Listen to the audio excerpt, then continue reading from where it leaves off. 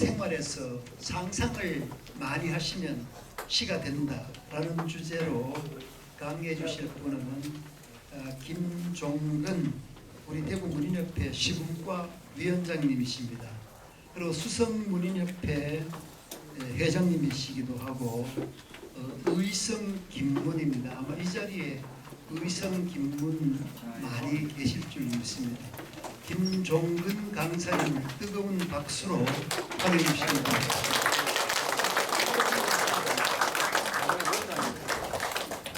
네, 안녕하세요. 스타 강사 올라오면 손을 흔들고 있습니다. 저는 스타 강사가 아니라서 손을 안 흔들었습니다. 저는 이제 방금 소개한 바와 같이 대구문인협회 시군과위원을 하고 있고 수성문인협회 회원으로 회장으로 활동하고 있습니다. 아마도 대구에서 문학단체 중에 수성문인협회가 가장 재정이 튼튼하고 그리고 활동적입니다. 앞으로 그 수성구에 계시는 분들은 수성구 문인협회 많이 들어오시면 좋겠습니다. 제가 오늘 회장님으로 심우섭 회장님부터 강의를 부탁하고 과연 내가 무엇을 어떻게 해야 어떻게 접근을 해야 시를 잘 이해시킬 수 있는가 한 달 동안 고민했습니다. 이 파워포인트 하루에 2개 만들었다가 이거 아니다 싶고 또 부수고 또 만들고 또 부수고 이렇게 해서 겨우 이 파워포인트를 완성했습니다. 그 요새 오늘 오다가 보니까 동성로 한방 축제를 하고 있어요. 한방 축제도 가지 않고 이 자리에 고리타분한 문학 강의를 들으러 오신 참 여러분들에게 감사드립니다. 감사합니다. 이따 혹시 가시다가 한방 막걸리 한 잔 드시고 가시면 좋겠습니다. 혹시 돈이 없으면 저희한테 전화하십시오. 언제든 달려가겠습니다. 사람에 따라 일상이 다릅니다. 요새 어르신 어디로 이래 산책을 다니시죠? 그래요. 어르신 어디 다니시죠? 예, 그 산책이라는 것은 어슬렁 돌아다니는 걸 얘기합니다. 여기에 나오는 그 산책은 제가 다니는 길입니다. 제가 진달래꽃이 활짝 피는 길 이런 길을 가면은 상당히 조용하고 또 혼자 이래 가면 쓸쓸하고 외롭고 이렇습니다. 이러고 또 이 가다가 멧돼지가 좀 파헤쳐놓고 이러면 막 소름이 끼치고 혹시 멧돼지 뒤에 습격을 하지 않는가 그런 생각도 들고 이렇습니다. 그래서 호젓한 뜰이 있겠다. 제가 이렇게 시행을 전개해 봤습니다. 그 다음에 여기는 관악산인데 관악산에 뒤에서 올라가는 길이 국사당 쪽에서 올라가는 길이 오늘 갈등방이라고 되게 날카롭습니다. 이래가 등산로가 있는데 저기 위에 올라가는 가지는 여기에 가면은 요래 길이 다 있습니다. 옛날에는 밧줄 타고 막 올라가고 이랬는데 요새는 지방자치단체에서 데크길을 다 만들어 나가 지금은 산에 가니까 참 쉽습니다. 그 다음에 이거는 요 바다는 제부도에 경기도 제부 경기도까지 서울까지 전국 안 간 데가 없습니다. 그 다음에 요 새는 내가 이 사진을 본 제가 인터넷에서 내가 가져왔습니다. 새 소리 들린다. 그래서 외로운 산길이 있다. 호젓한 뜰이 있다. 외로운 산길이 있다. 그 다음에 여기는 넘어가면은 뭐가 있냐 모래사장이 있겠죠. 모래사장. 노을빛 안고 출렁이는 파도 소리가 있다. 그 다음에 요거는 꽃 복수초인데 요 복수초는 우리 집 근처에 있는 산에가 찍은 겁니다. 그 다음에 요거는 우리 그 대구 문희읍에서 이번에 문학 기행 갔을 적에 아미산 그 산에 넘어가는 그 노을을 찍은 노을을 찍은. 그래서 이거를 조합해가 시를 하나 만들어 보면 꼭 하나 뭐 이 창꽃 하는 것도 시고 있고 여기 가서 쓴 것도 있고 또 갈등바위 뭐 바위는 제가 산을 하도 많이 가기 때문에 산에 대한 이야기가 엄청 많습니다. 그래서 그 시집을 아직 탈골 못했는데 그 다음에 이 바다 뭐 파도 그 다음에 꽃 노을 뭐 다 여기 있는데 이것을 종합하면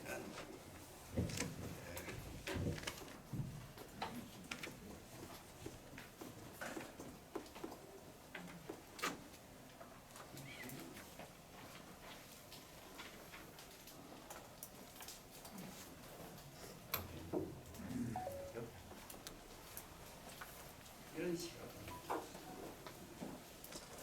고젓한 들이 있다. 외로운 산길이 있다. 바닷가 한적한 모래길이 있다. 나는 그런 곳에서 산새 소리에 귀 기울이며 야생의 꽃빛에 매료되기도 하며 노을빛 안고 출렁이는 파도 소리 들으며 황홀한 순간이 주는 혼자만의 시간에 잠긴다. 돌아오는 길 원초적인 빛깔과 야생의 소리를 상상의 날개 위에 얹어보지만 나는 번번이 빈 날개로 돌아올 뿐이다. 쓸쓸한 날개 거덕이며 돌아올 뿐이다. 고독한 모습으로 돌아올 뿐이다. 그래서 이거는 이제 뭐를 했었냐, 우리가 여행을 갈 때나 나들이를 갈 때 처음에는 갈 때는 기분이 없어 좋지. 좋은데 가서 뭐 좀 돌아다니고 햇볕을 보고 이래하면 뭐 힘이 다 빠진다. 돌아올 때는 내 상상 속에 너가 한 편의 시를 완성하고 싶은데 근데 실제 그 시를 쓰려고 하면은 시가 잘 나오지 않습니다. 그래서 상상의 날개 위에 얹어보죠. 나는 번번이 빈 날개로 돌아올 뿐이다. 그 쓸쓸한 날개 퍼덕이며 고독한 모습으로 돌아올 뿐이다.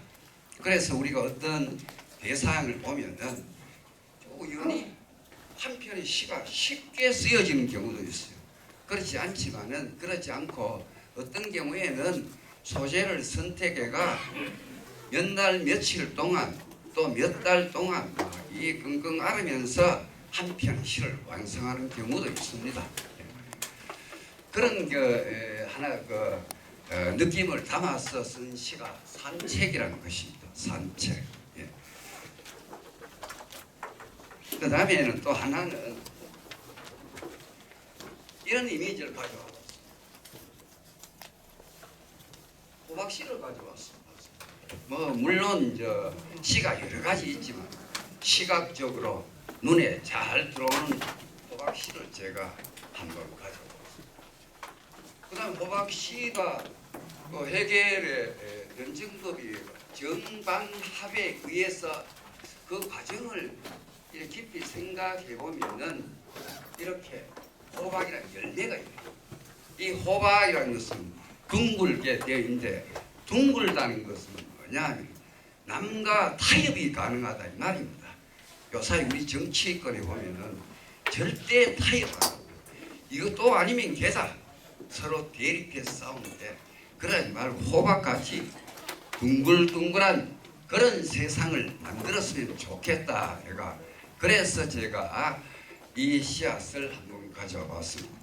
씨앗이 제 자신의 틀을 깨고, 틀을 깨야 돼. 단단하니까. 깨고 떡잎으로 뻗어나. 떡잎은 줄기로 자라나겠죠. 줄기로 자라. 오늘 생략했습니다. 이미지가 하도 많아가지고. 줄기는 다시 푸른 잎들을 피워내고, 푸른 잎들은 또다시 꽃잎을 피워낸다. 그 다음에 하나의 꽃이 이렇게 열매로 잉태하는 것처럼 제 자신의 틀을 깨면서 새로운 형상으로 변모되어 간다. 뭐 그런. 그다음에 이렇게 자라기 위해서 또 뭐가 있어요? 햇살과 비가 있어야 되지. 햇살과 비를 맞으며 서로가 서로의 영향을 주면서 보다 성숙한 모습으로 변모해 가고 있다. 그렇게 이 열매 맺는 과정을 해겔의 변증법적 현상학을 응용해서 변형해서 그렇게 가져와 봤습니다. 그다음에 이제 우리 사회도 이처럼 저처럼 낡은 제도 틀을 깨고 그죠. 뭐 우파 좌파 물론 우파가 정권을 잡으면 좌파가 정권을 잡아가 그래서 요사이 어르신들 복지 혜택을 많이 누리고 있죠. 너무 많이 누려서 그 나라의 곳간이 빌 정도로 많이 퍼지면 안 되겠지요, 그죠? 어느 정도 근연속을 유지하면서 그렇게 발전해 간다. 그래서 우리 사회도 저처럼 낡은 제도의 틀을 깨고 또 새로운 형상을 만들었어. 새로운 형상을 만들었어.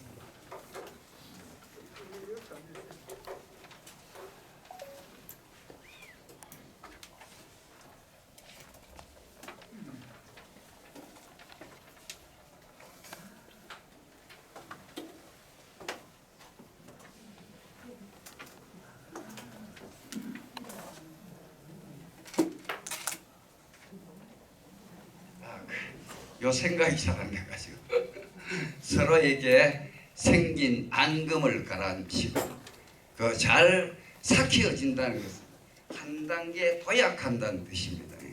우리가 된장이 메주 넣고 소금 넣고 된장을 담으면 한 단계 넘어서야 뭐가 되겠습니까? 참 된장 맛이 나겠지. 그와 마찬가지 김치도 마찬가지 김치를 담아놓으면 삭혀져야 또 맛있는 맛이 변하겠죠. 그런 단계를 얘기하는 것입니다.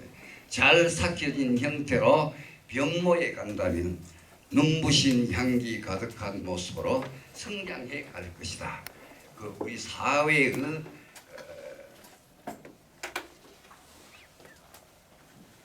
해겔 변증법의 정반합의 과정을 단면을 시적으로 변형해 현재 우리 사회의 모습을 유추한 것입니다. 성장하는 모습이다 하는 그런 식입니다. 그래서 이 제가 처음에 생활을 일상을 상상하는 시가 된다. 다른 사람들은 뭐 시인들 유명한 시인들이 일반 시인들이 들으면 저보고 막 욕하겠지 그죠. 그 미쳤나 일상을 상상하는 무슨 시가 되느냐 이렇게 얘기하는 사람도 아마도 있을 겁니다. 그래서 이런 시를 쓰기 위해서는 뭐를 해야 되는가 하면 간단히 말씀드리겠습니다. 물론 시라는 시가 뭐냐 하는 정의는 사람에 따라 또 시인에 따라 정의가 다 다릅니다. 다른데 저는 간단하게 말 그대로 시라는 것은 말로서 집을 짓는 것이다. 저는 그렇게 생각합니다. 그 말에는 그 말이라는 기호를 표현하여 생각의 집을 짓는 것이다. 그 일상에 사용하는 기호가 시어가 되려면은 함축적인 의미를 가지고 있어야 됩니다. 시어 속에 어떤 의미가 들어있어야 됩니다. 김춘수의 꽃을 보면 내가 그의 이름을 불러주기 전에 그는 다만 하나의 몸짓에 지나지 않았다. 이런 불러주기 전에 무의미한 존재지 그죠? 무의미한 존재. 내가 그의 이름을 불러주었을 때 그는 나에게 와서 꽃이 되었다.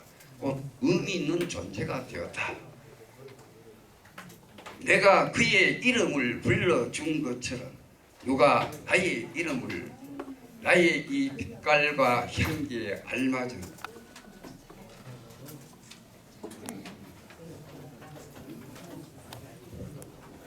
누가 나의 이름을 불러다오 나도 그에게 가서 꽃이 되고 싶다. 우리들은 무엇이 되고 싶다.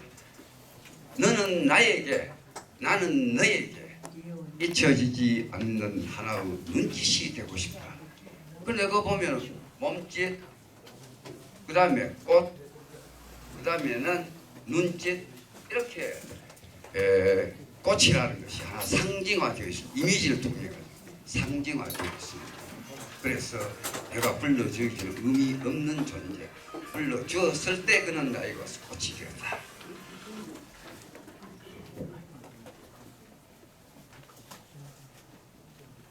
그래서 함축적인 뜻은 시인이 직접 전달하는 바를 압축하여 만들어낸 특별한 의미를 바란다.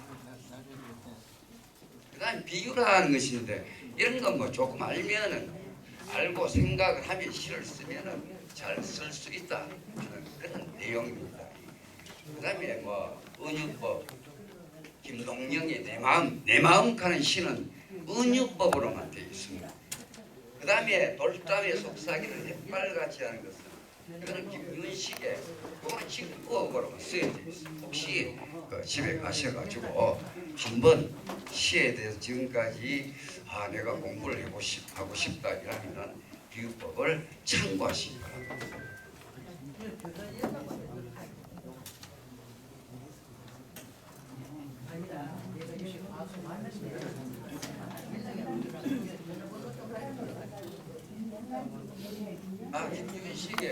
김윤식이 김영랑이 본명이 윤식이 본명이죠. 영랑이 본명 아니죠. 김윤식이 본명.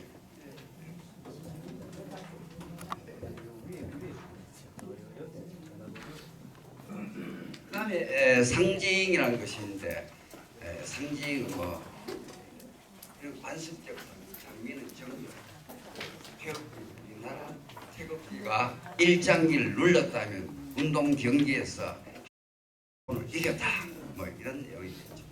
그냥 반복법 뭐 이런 거 쭉 나오는데 이거는 그 님의 침묵에 가면은 그런 것이 많이 나옵니다. 그다음에 이거는 그 김소월의 죽어도 아니 눈물 흘리버리다 이 말은 겉으로는 슬퍼하지 않지만은 눈물 흘리지 않지만은 속으로는 몹시 울겠다 그런 반어법입니다. 그래서 나보기가 역겨워 가실 때는 죽어도 아니 눈물 흘리버리다 그 사연에 나오는 구절입니다. 그다음에 그 시에서 그 홍군탁을 그래서 홍군 달을 그리려면 구름으로 달을 내다. 달을 그리지 않고 구름으로 그린다. 홍군탁월이라고 합니다. 그 다음에 입상진이라고 입상진. 그 송나라의 그 황제가 전국의 화가들 다 막 시험을 쳤어요. 무슨 시험을 쳤냐면 말이 꽃밭을 달려왔으니까 발굽에 묻은 향기를 그려봐라 했어요. 향기를 어떻게 그리죠? 그래서 그 다른 사람들은 막 그 나이 많은 그 화가들은 그걸 그리지 못하고 붓도 들지 못하고 있는데 근데 젊은 화가가 말을 막 달린데 뭘 그렸다 합니까? 나비를 막 그렸다. 그러니까 나비가 날아가는 것은 말 발급에 뭐가 향기가 있기 때문에 말을 따라가겠지, 그렇죠? 그래서 이런 것을 홍문탁월 또는 입상진이라고 얘기합니다. 달을 그리면 달이 아니라 달을 드러낼 수 있는 구름을 그린다. 말로 뜻을 다할 수 없으면 형상으로 뜻을 다한다. 뭐 이런.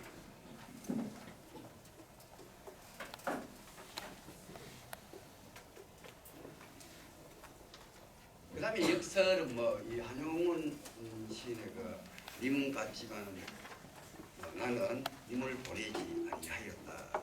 나는 향기로운 님의 말소리에 기먹고 고따운 님의 얼굴에 눈물었다. 이런 것이 역설법인데 겉으로는 옷은 된 것 같지만은 그 의미를 이렇게 보면 그 속에 진실이 있다. 그 다음에 시상 뭐 요 정도 알면은 충분히 일상생활을 시로 쓸 수 있습니다. 그 다음에는 시상 전개 방법인데 저 우리 동양권에서는 주로 한시에 나온 기승전결의 방식을 쓰고 있습니다. 그래서 기에는 시상을 불러일으키고 뭐 생각을 한다. 그 다음에 우리 정지상의 송인법인 이별의 최고 작품이라고 갈채를 보내는 부인들이 후세 사람들이 송인을 우리나라에서 한시로 된 최고 작품 이렇게 얘기하고 있습니다. 그래서 보면 우헐 장제 초색다 할세 송군 남포 동비가라 그죠 동비가 대동강수 하시신고 별루 연년 참높아 그래서 대동강 사이에 있는 남녀간 이별 요것이 바로 뭐냐면 공무다가 백수광부의 첫 공무다가인데 백수 이거는 작가가 처음에는 가사명은 백수광부 목조명은 여옥이다. 그래서 어떤 벼사공이 강가에서 또 기수를 했으니까 대동강에 이건 압록강 정도 되잖아요. 압록강에 강가에서 그물을 손질하고 있는데 어떤 머리에 흰 띠를 뚫은 백수광부가 막 술이 취해가 그 다음에 또 옆에 호리병을 하나 들고 그래서 오고 있어서 보니까 그 뒤에는 좀 이따 보니까 그의 아내인 듯 싶은 여인이 가지 막 이래 말려와요. 공무도와 공경도와 타이사 당례공아 이미여 물을 건너지 말랬더니 그대는 기어이 물을 건너다가 물에 빠져 죽으니 장차 이를 의할고 바로 의할고가 우리나라 한의 문학의 출발입니다. 출발. 한의 문학의 출발입니다. 그래서 이 백수왕구의 처가 남편이 죽은 것을 보고 자기도 이 노래를 부르고 막 공문을 켜고 죽었다는 말도 있는데 그런데 죽고 난 이 광경을 벼사공이 보고 집에 와서 자기 아내 여옥에게 이 얘기를 해주니까 그 장엄한 광경을 보고 감동을 받아서 여기 바로 이게 공무인입니다. 악기 공무인입니다. 이게 고조선 때부터 있었다고 해요. 공무인을 켜면서 이 노래를 불렀는데 그 악공명이 공무인 여기 작가는 여기입니다. 그래서 그것이 또 여옥은 누구 자기 사촌 동생 여용에게 이 노래를 가르쳤고 여용은 또 누구에게 이웃 동네 아이들에게 가르쳤어. 고조선 시대에는 이 노래를 모르는 사람이 없다고 했어요. 아마도 이 노래 여옥이 그 당시에 인기 절정이었던 것 같아요. 이 노래를 골목골목마다 다 불렀다. 그래서 이 노래 속에 이 노래는 우리 고대 가요를 이래 보면 그 노래 속에는 배경설화가 다 있습니다. 이 배경설화를 속에 있는 시 우리나라 최초의 가장 오래된 서정시입니다. 서정시 개인의 정서를 놓고 그 다음에 아까 얘기한 정지상의 송인이 자 봄이 되면은 만남의 계절입니다. 봄에 왜 봄에는 잎이 파릇하게 돋아나는 계절에 만남의 계절인데 여기는 뭐입니까? 자 5월 장제 초색달제 비겐 긴 강둑에 풀빛이 푸르다. 그 다음에 송군 남포 동비가라. 송군 남포로 인본의 슬픈 노래 북받친다. 동비가는 원래 슬픈 노래 북받친다 이런 내용. 대동강수 뜬금없이 슬픈 노래가 북받친다 했는데 확 시상을 변화시킵니다. 이것이 바로 전이라는 것인데 대동강문은 어느 때 말할 것인가? 대동강문은 어느 때 말할 것인가? 왜 안 말하느냐? 이유가 밝혀져 있거든. 별루 연년 첨록하라. 연년하면 해마다 해마다 이별의 눈물 어디에 높아 푸른 물결에 더 보탠다. 요 첨자가 후세 시인들이 참 정지상이 정지상이 시에서 신운이 강도다. 평가한 구절입니다. 첨만첨. 그래서 얼마나 이별을 많이 해서 사람들이 뭐 눈물 얼마나 흘려가 강물에 보태져 가지고 강물이 마르지 않는다. 화장법입니다, 그죠? 요거는 도치돼. 정결은 도치가 되어 있어. 도치가 되어 있다.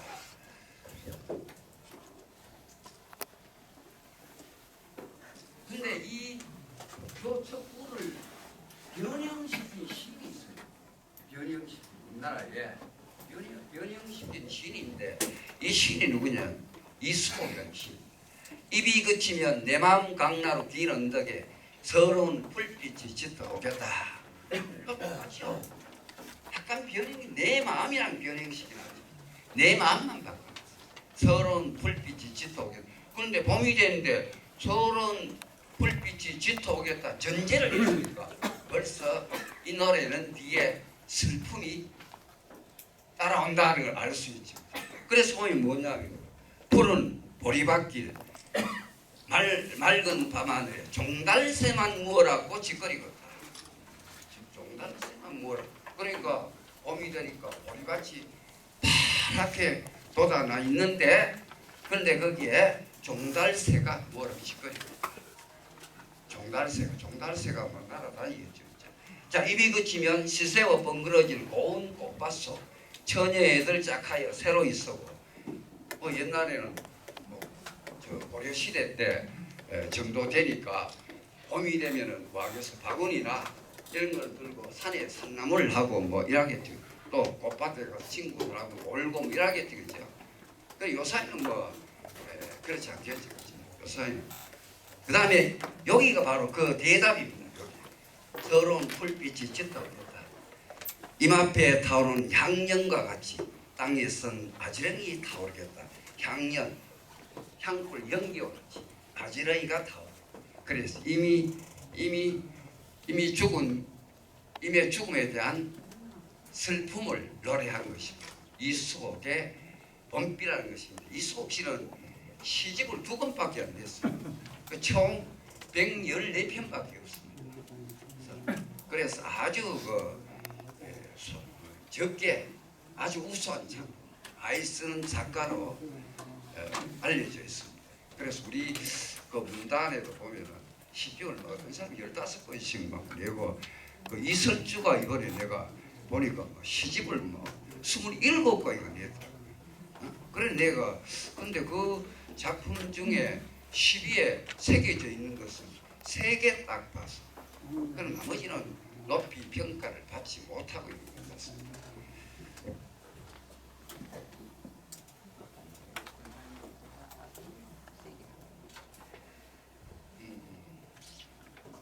자, 이건 뭡니까? 이 사진 보면은 이거는 뭐 초등학생 같은데 여기 사진 보니까 안 그래? 중학교 1학년이나 그다음 이거는 보니까 뭐 여기는 보니까 뭐 중학교 한 뭐 2학년, 여기는 고등학생, 여기는 넥타이 부대, 대학생 뭐 이게 뭐냐면 그 4.19의 사진입니다. 4.19의 사진입니다. 4.19 왜 일어났습니까? 민주주의를 쟁취하기 위해서 일어났죠. 워낙 부정부패, 그 다음에 독재 이런 것을 타파하기 위해서 일어난 게 4.19. 우리 민주주의의 그 성지라 원조라 그 4.19 뜻이잖아요. 4.19 뜻이죠. 그 다음에 이건 뭡니까? 이게 정봉준이 잡혀가는 장면. 어디에 공주의 우금치 전투에서 동학군을 피하지. 처음에 동학군은 왜 일어났냐면 고부군수 조병갑이 원래 가림죽을 했죠. 이 정부에서 세금을 뭐 요사이 말라면 1,000원만 거달라 하면 지는 얼마거든요? 3,000원씩 거달라. 그래서 못 살겠다 가라보자 하고 꼭 자유당 시절에 선거할 때 그거 같이 그래서 나옵니다. 동학혁명 1차로 직결했을 때는 정부에서 조정에서 누굴 바꾸었냐면 문수를 바꾸고 이래가 시정하겠다, 부정부패를 뿌리 뽑겠다, 백성들을 괴롭힌 사람들은 처단하겠다 이렇게 했는데 좀 있다 보니까 정부에서 새로운 부임해온 군수가 반역자로 막 잡아들고 이렇게 처벌을 하고 있죠. 그래서 2차 직결한 것이 바로 뭐냐, 공주예요. 거기에서 만약에 일본군이 아니었으면 광군이 피했어요. 그때 세상이 비비졌을지 몰라요. 그런데 일본군이 신식 무기로 해가지고 동학군이 10만 명 모였는데 16,000명이가 7,000명. 아주 한용운 가마 뒤에인데 거기에 내가 기록해놨습니다. 거기 뒤에 한용운 가마. 그렇게 그래서 정봉길이 잡혀간 장면. 요는 한라산이고 백두산이고. 그래서 껍데기는 가라 명령을 하고 있습니다. 그럼 뒤에 껍데기를 먹겠습니다. 가짜, 그죠? 뭐 독재, 부정부패, 뭐 이런 것이겠죠, 그죠? 그래서 이 껍데기는 가라가 1967년에 나왔는데 그 이후에 어제 노동절이었죠, 그죠? 노동절 집회 현장에 이 노래가 꼭 나옵니다. 신동엽 껍데기는 가라. 4월도 알맹이만 남고 껍데기는 가라. 동학년 봄나루 그 아우성만 남고 껍데기는 가라. 그리하여 다시 껍데기는 가라. 껍데기는 가라. 그 다음에 이곳에선 두 가슴과 그곳까지 내놓은 아사달 아사녀. 중립의 초래청 앞에서 부끄럼 빛내며 맞절할지. 껍데기는 가라. 한라에서 백두까지 향그런 흙가슴만 남고 껍데기는 가라. 껍데기라는 것은 지금 같으면 뭐겠습니까? 뭐 정당이 어떤 정당이 보면은 이 300만씩 돈봉투저가 당 대표를 선출했다. 이제 부정부패. 실제 우리나라의 복지 예산을 더 늘겼대요. 어떻게 늘겨야 되느냐? 이 공무원들이 부정부패 정직하게 정령결백하게만 살면은 더 늘려도 돼요. 그런데 그 정부에 나오는 보조금이라는 것은 누가 훔쳐가 본지 보는 사람이 임자라. 그래서 이 껍데기는 가라. 이런 사회는 부정부패 그런 사회는 없어져야 되겠다. 그 다음에 이거는 님의 침묵에 대한 건 내가 읽으면서 님의 침묵에 대한 읽으면서 이미지를 끌어온 것입니다. 그 한용운 요 프린트 내준데 뒤에 보면 한용운 이육사 운동제에 대한 동저항 시인의 양력을 제가 정리해 두었습니다. 정리해 두었는데 거기에 보면은 이 3.1 그러니까 한용운 선생은 동학혁명에도 참가했어요. 그 다음에 이 3.1 운동이 적극적으로 3.1 운동을 할 때 누가 김이 독립선언문을 누가 쓰려고 했냐면 한용운 선생님이 쓰려고 했어요. 뭐 내가 써야 되겠어. 적극적으로 나서가 행동을 했는데 다른 민족 대표들이 이 역사적인 사건 문서는 개인의 감정에 의해 치우쳐서 써서는 안 된다 해가지고 대한민국의 최고 문사 최남선이 그거를 초안을 작성하고 그 다음에 또 이광수가 교정을 받습니다. 이광수 교정을. 그 다음에 한용운이 공약 3장을 썼습니다. 공약 3장.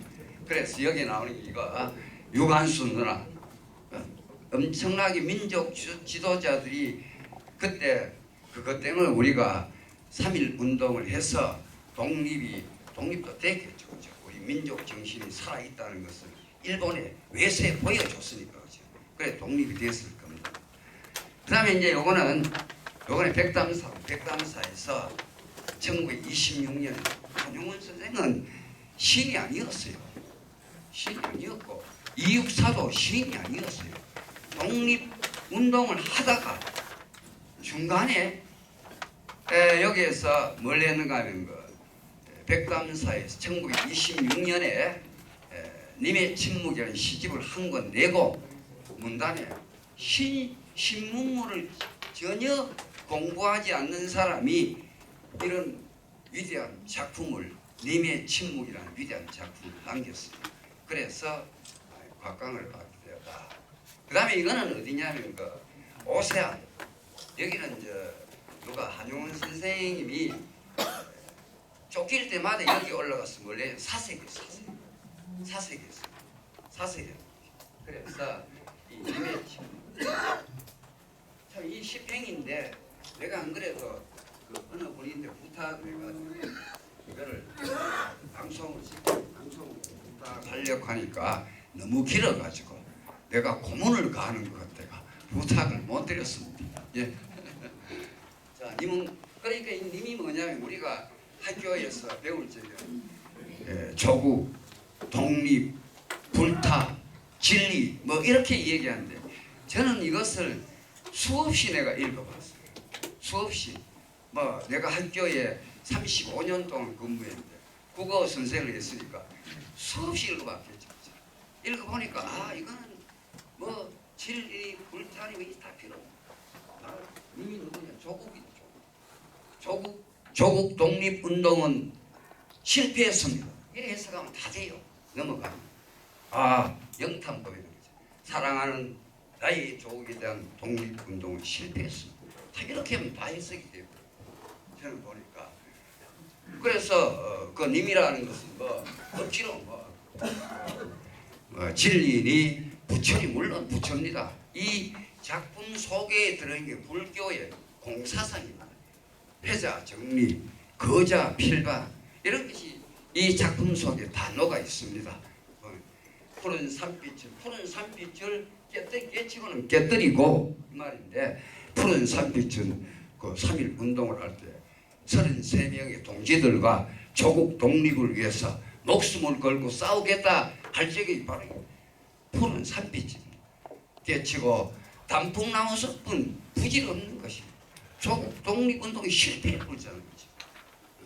그리고 그들이 독립운동을 선언하고 일경에 자수를 내가 다 잡혀 들어갔어요.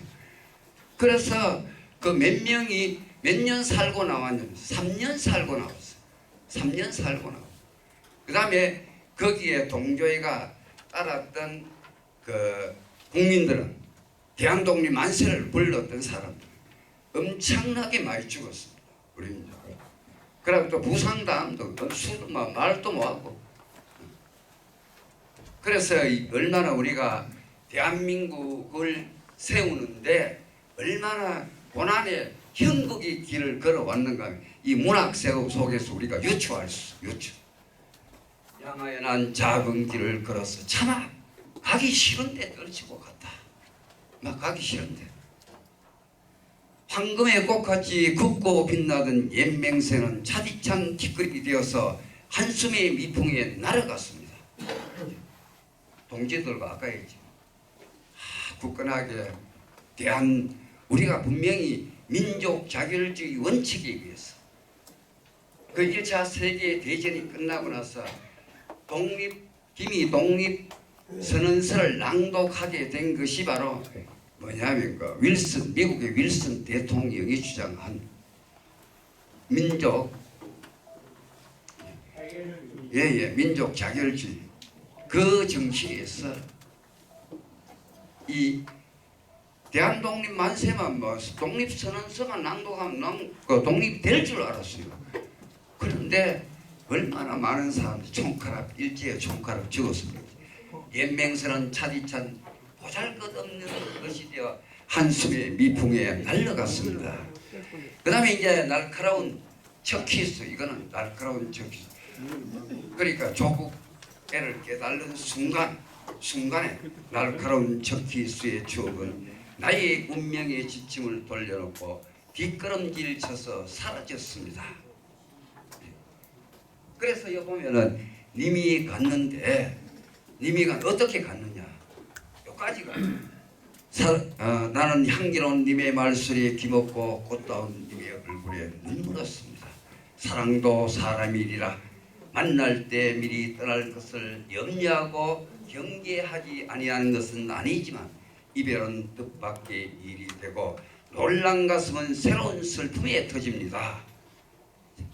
그 다음에 이별어입니다. 이거 은이 돼. 뜻밖의 일이 되고 놀란 가슴은 새로운 슬픔에 터집니다. 그러나 이별을 쓸데없는 눈물의 원천을 요까지가 뭐냐면 님이 간 모습입니다.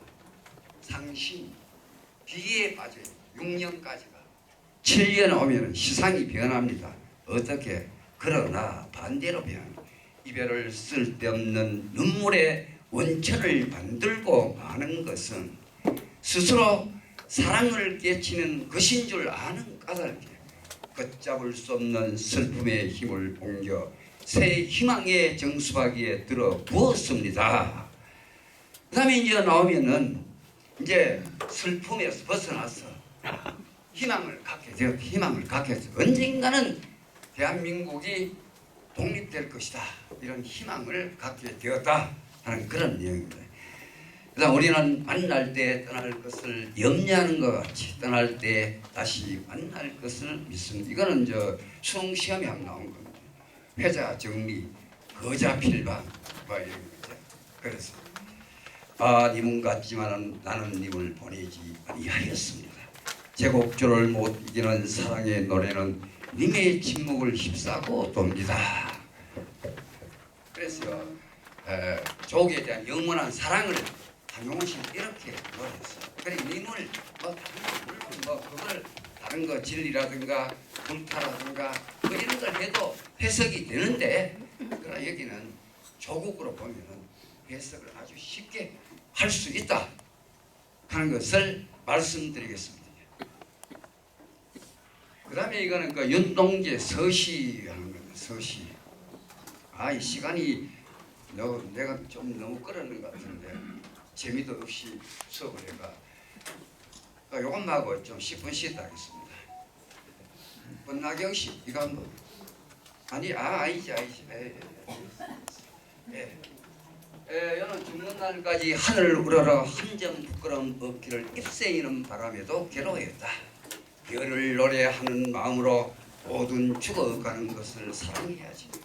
그리고 나한테 주어진 길을 걸어가야겠다.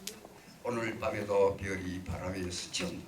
그래서 제가 한용운, 이육사, 윤동주 세 저항 시인을 내가 끌어온 걸 여기에 수업 시간에 가져온 거는 이들이 조국과 민족을 위해서 부끄럼 없는 삶을 살렸고 그래서 온몸을 바쳐서 싸웠다.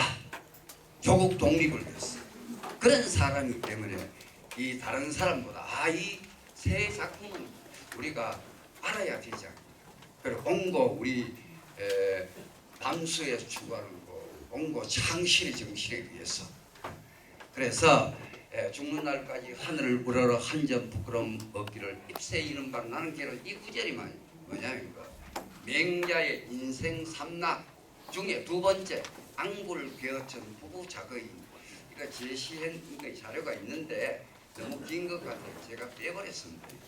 그 다음에 대학 중용에서 신동 그 다음에 명나라 시인이자 정치가 얘기한 무게아신 기능 진여인이 당구 무게아신 어찌 다른 사람이 허물을 말할 수 있겠는가? 내 자신의 허물이 없기를 바랄 뿐이다.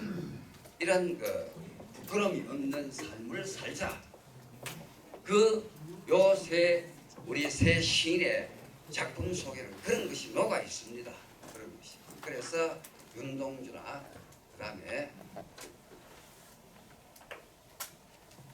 그다음에 이육사나 아까 앞에 한 한용운 그 세 분의 시 속에는 인생을 부끄러움 없이 살아야 되겠다. 그런 내용이 들어있는 것입니다. 그다음에 이 청포도는 이육사가 작품 중에 가장 서정적인 작품이었어요. 이육사는 처음부터 그 자료 정리를 하는 신이 아니었어요.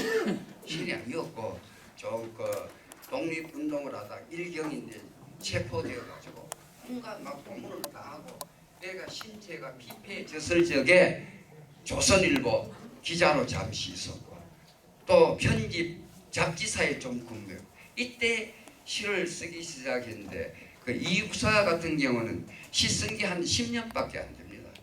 그래서 왜 우리가 우리 문학사에서 이육사 윤동주를 그렇게 극찬을 하느냐 하면은 40년대 우리나라의 신문이고 언론이고 다 폐간되고 암흑기라고 합니다. 그때 죽음을 무릅쓰고 작품 활동을 한 사람이 이육사. 그 다음에 윤동주는 실제 뚜렷한 행적이 없습니다. 일본에서 우리가 암흑기에 뭘 했냐면 시를 썼다. 거의 대개의 한글로 된 시를 언제 썼냐면 윤동주는 일제에 있을 때 일본에 있을 때 썼습니다. 윤동주는. 그다음 이 청포도 한번 읽어보세요. 권나경 씨 5.19 청포도.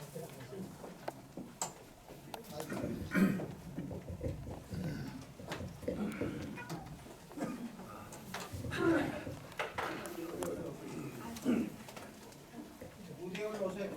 어디 올라갔어? 신문에 나옵니다. 나경입니다. 청포도 264 내 고장 7월은 청포도가 익어가는 시절 이 마을 전설이 주저리 열리고 먼데 하늘이 꿈꾸며 알날이 들어와 박혀 하늘 밑 푸른 바다가 가슴을 열고 긴 돛담배가 곡해에 밀려서 오면 내가 바라는 손님은 고달픈 몸으로 청포를 입고 찾아온다고 했으니 내 그를 맞아 이 포도를 따먹으면 두 손은 한폭 적셔도 좋으리라.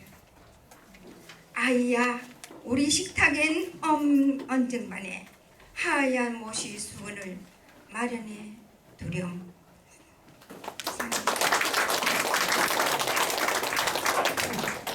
이거 보면 요것만 잠시 1분만 얘기하고 10분 쉬도록 하겠습니다. 아이고 재미있게 웃으면서 같이 수업해야 되는데 수업을 하다 보니까요 제가 내 혼자 다 해보겠습니다. 후반부에 가서는 활동을 시키겠습니다.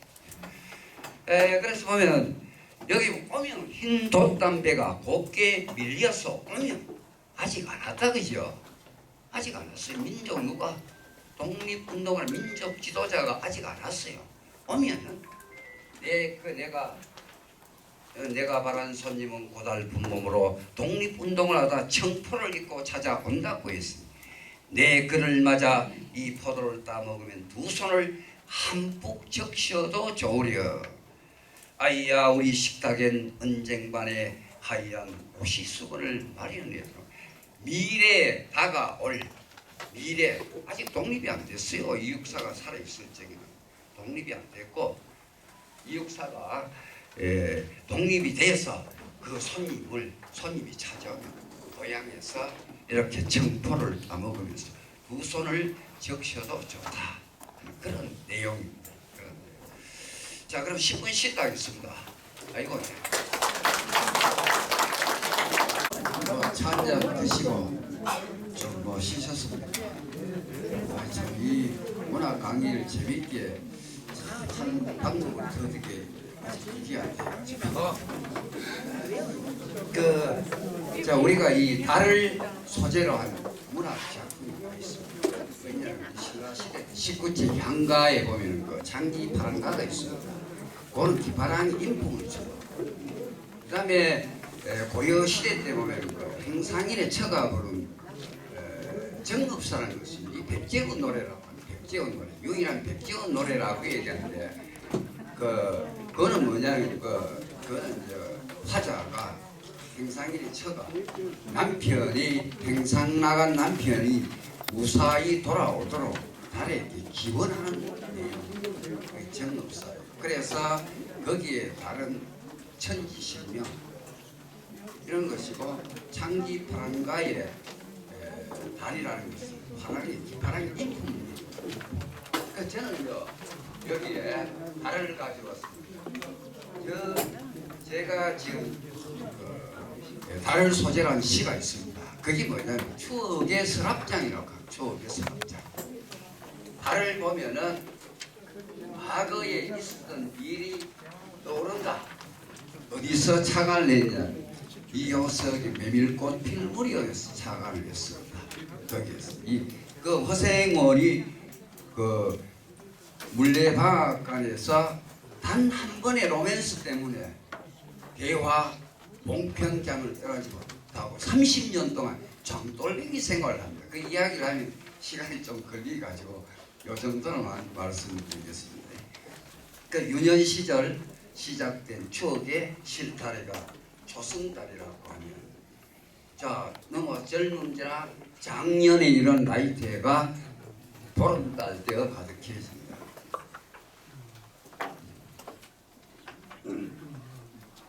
그래서 이 나이테와 실타래가 어느 것이 더 나이가 많습니다. 실타래가 상식적으로 많겠지 그죠? 나무는 실지 어디 가면 뭐 400년 되었다 500년 되었다 이렇게 하는데 이 나이테 그래 오래 사는 나무는 없습니다. 거의 다 100년 된 정도 되면 다 죽었고 실타래는 100월이 넘어요. 그러니까 어릴 때 시작되었으니까 실타래가 안 되겠습니다. 유년 시절 시작된 추억의 실타래가 초승달이라고 하는 젊음지나 작년에 이른 나이테가 보름달 되어 가득해진다. 누구도 추억의 서랍장 달에게 맡겨둔 일은 없는데 달은 스스로 모든 것 챙겨두고 있다. 홀로 먼 길 갈 때 원하지 않아도 또 한 번 서랍장 열어 지난 시절 되새기게 한다. 달의 창고에는 부서지지도 썩지도 않는 추억들이 바닷가 술잔처럼 늘 가득 차고 넘친다. 그때 설익고 아린 시간도 달빛 속에서는 저절로 삭혀지는지 사연 오히려 깊은 향되어 목젖새와 감깁니다. 세월 지나 내 몸 금달로 기울면 치매가 걸리면 그죠. 달빛 속 많은 사연도 달빛 속에 있는 많은 사연도 허공처럼 완전히 비게 될 것이다. 그런 내용입니다. 그런 달을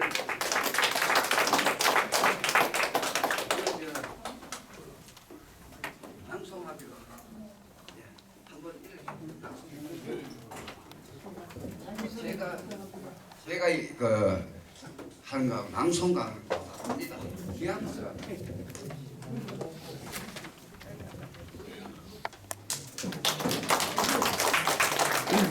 저는 오영희 선생님 제자 낭송가 김경선입니다.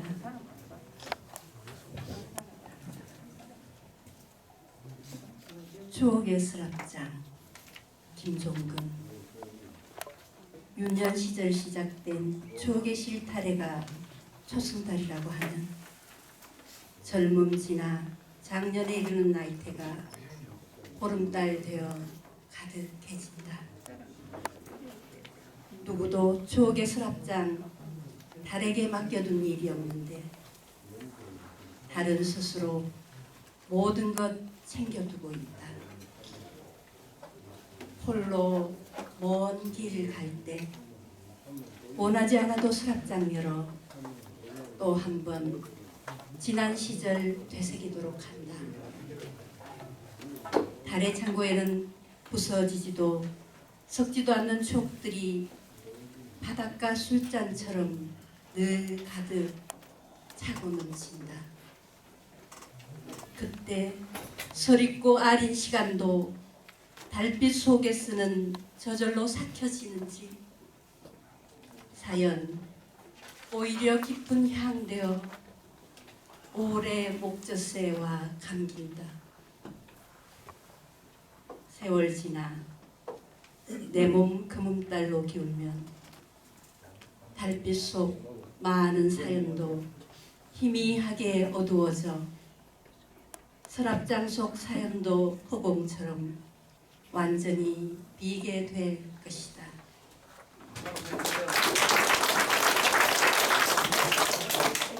고맙습니다.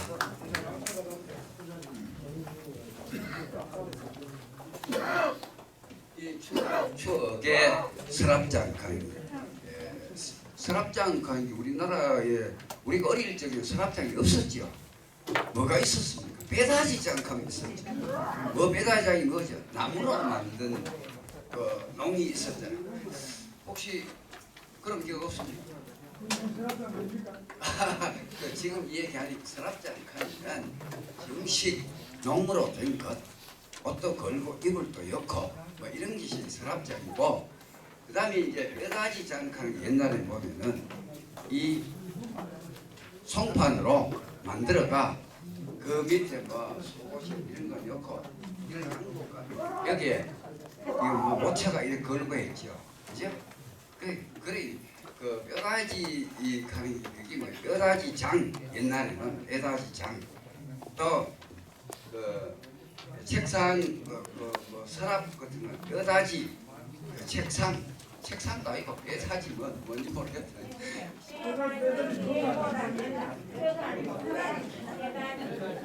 뼈다지. 예, 뼈다지. 예, 뼈다지. 예, 맞습니다. 예.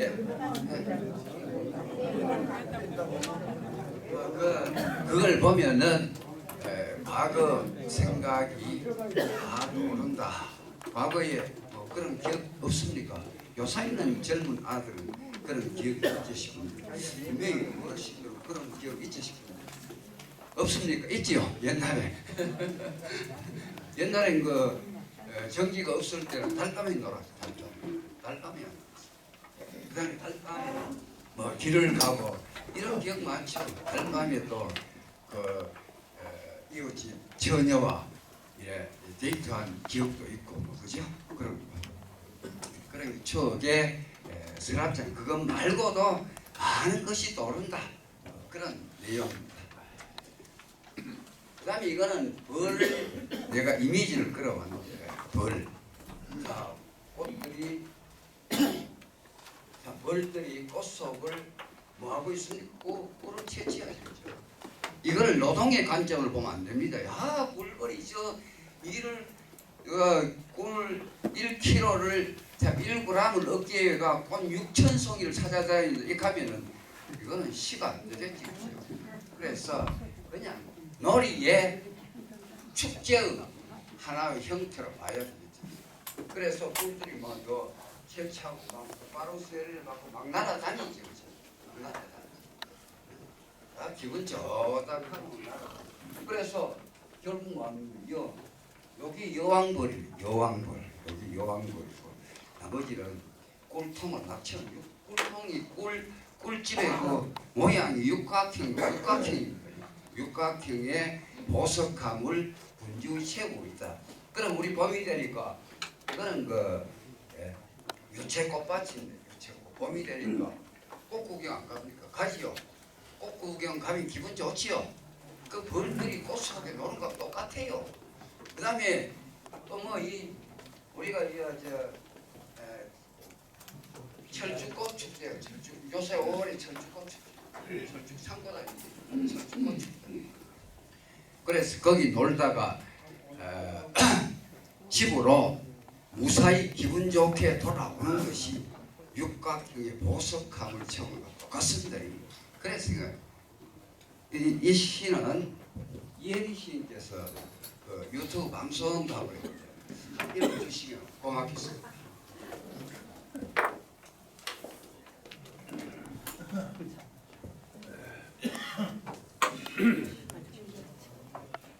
네, 선생님 그 시강의 잘 들었습니다. 우리 방금 말씀하신 이 꿀벌이라는 김종건 선생님의 시는 선생님 작품 중에서 제가 보기에는 가장 수작이라고 보여져서 제가 유튜브에서 한번 다루었습니다. 조금 전에 말씀하시기를 꿀 한 1kg을 얻기 위해서 1kg을 얻기 위해서 벌은 560만 송이의 꽃속을 드나들어야 되는 그런 과학적으로 증명된 겁니다. 근데 시는 과학이 아니죠. 과학을 오히려 비과학으로 만드는 게 시기 때문에 제가 보기에는 이 시가 참 좋았습니다. 사실 일하는 거잖아요. 벌이 꽃속에 드나드는 거. 그렇지만은 우리 선생님은 축제를 보신 거예요. 그 시각이 너무 좋아가지고 선생님 만날 때마다 이 시가 최고 좋다고 말씀드리거든요. 여러분들도 이 시 한번 읽어보시기 바랍니다. 꿀벌 김종근. 벌들이 꽃속을 헤집고 있다. 그들에게 있어 꽃속은 한바탕 잔치판 같은 것이어서 그냥 축제의 몸짓이 되고 노래가 되는 모양이다. 그렇지 않고서야 온몸에 꽃가루 세례를 받고 황홀한 몸짓으로 날아다닐 수 있겠는가. 노래와 춤의 끄트머리 그들 몸에서 마무리져 나는 것이 꿀이고 꽃가루여서 육각형의 보석함을 분주히 채운다. 내 노래도 저처럼 한바탕 잔치판 같은 데서 신나게 놀다 달리던 것이 되었으면 좋겠다. 네,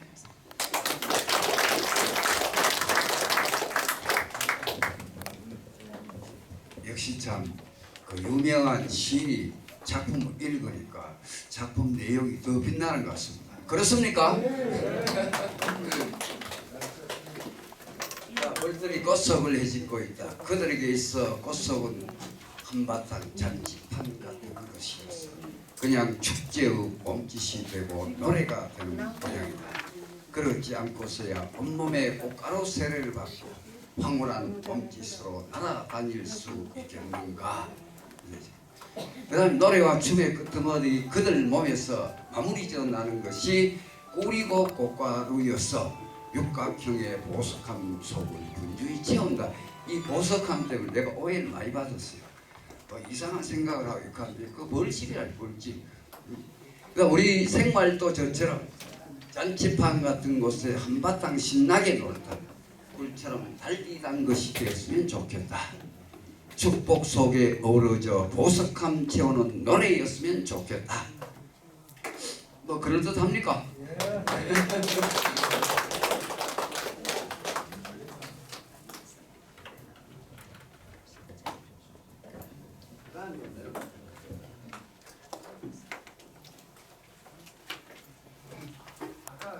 제가 관악산 갔던 데가 그 이야기를 해드렸는데 관악산에서 보면은 인수봉이 보입니다. 인수봉. 그 다음에 보이는 노적봉이 보입니다. 노적봉 이 모양은 꼭 중국의 황산에 가면은 연화봉이 있는데 꼭 연화봉 모양하고 똑같아요.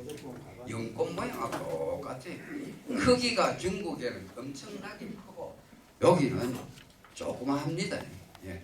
그래서 이 노적봉 바위가 막 여기서 볼 적이 쌓아놓은 것 같다고 옆으로 서 있는데 이런 붙일 적이 그렇게 얘기했는 거예요. 그래서 이 응답의 모습을 보니까 뭔가 고고한 어떤 정신을 보는 것 같아요. 고고한 정신.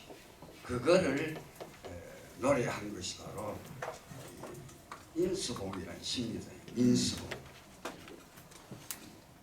여기 이거는 강정 낭송가 낭송에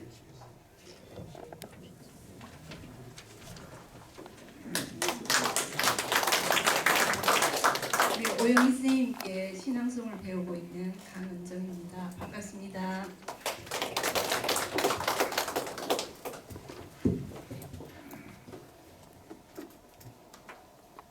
인수봉, 김종근. 고고한 제 모습 드러내기 위해 흰 눈머리에 이고 선 인수봉 보면 홀로 선 바위가 아니라 여러 개의 바위 층층이 쌓이고 쌓여 하나의 봉우리로 이루어져 있다. 마치 조선시대 선비들 지조 뜻 한데 모여 고고한 모습 보이는 것처럼 서로 받들고 떠받쳐 흰 눈 모양의 봉우리 이루며 고고한 모습 보이고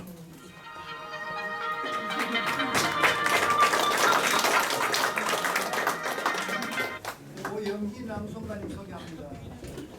예.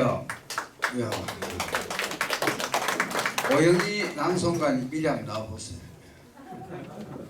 자기보다 키 큰 사람을 제자로 저 낭송의 전문가입니다. 낭송가면 오영희 낭송가인데, 그래 우리 수성문예업의 사무국장을 맡고 있습니다. 되게 열정적으로 일하고 있습니다. 앞으로 좀 우리 수성문학을 빛낼 사무국장입니다. 박수 한번 주세요.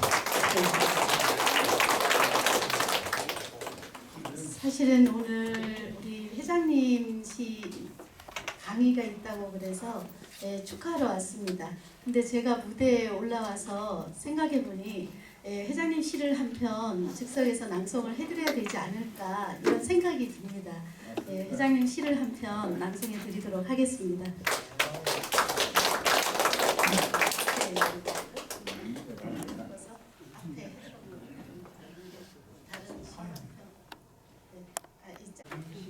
긴 시요. 제일 긴 시요. 제일 긴 시.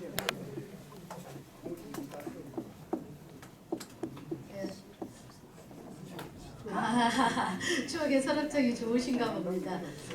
원래 낭송을 할 때는 굉장히 오랜 시간이 필요합니다. 시를 쓰시는 것도 오랜 시간이 필요하시고 묵히었듯이 낭송을 할 때도 아주 오랫동안 작품을 깊이 이해하고 읽고, 저는 낭송할 때는 항상 산을 갑니다. 저희 집 근처에 있는 학산이라는 곳이 있는데 날마다 아침마다 산에를 가서 그 시를, 제가 암송하는 시를 음미해보고 또 읽어보고 아마도 수천 번은 읽지 않을까 이런 생각을 하는데요. 그냥 회장님 시는 오늘 즉석에서 제가 이해했는 느낌 그대로 한번 읽어봐 드리겠습니다. 네. 추억의 서랍장, 김종근. 유년 시절 시작된 추억의 실타래가 초승달이라고 하면 젊음 지나 작년에 이르는 나이테가 보름달 되어 가득해진다. 누구도 추억의 서랍장 달에게 맡겨둔 일이 없는데 달은 스스로 모든 것 챙겨두고 있다. 홀로 먼 길 갈 때 원하지 않아도 서랍장 열어 달의 창고에는 부서지지도 썩지도 않는 추억들이 바닷가 술잔처럼 늘 가득 차고 넘친다. 그때 서리고 아린 시간도 달빛 속에서는 저절로 삭혀지는지, 그때 서리고 아린 시간도 달빛 속에서는 저절로 삭혀지는지, 사연 오히려 깊은 향되어 오래 목젖새와 감긴다. 세월 지나 내 몸 금음달로 기울면, 세월 지나 내 몸 금음달로 기울면 달빛 속 많은 사연도 희미하게 어두워져 서랍장 속 사연도 허공처럼 완전히 비게 될 것이다.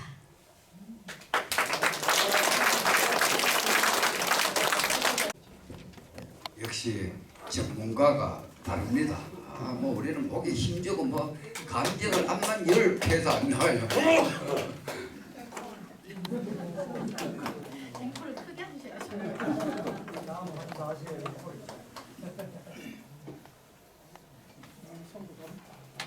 그래서 인수봉을 보면은 눈이 더 되어 그런데 실제 가까이 가서 이래 보면 그게 그림 아이가 있어.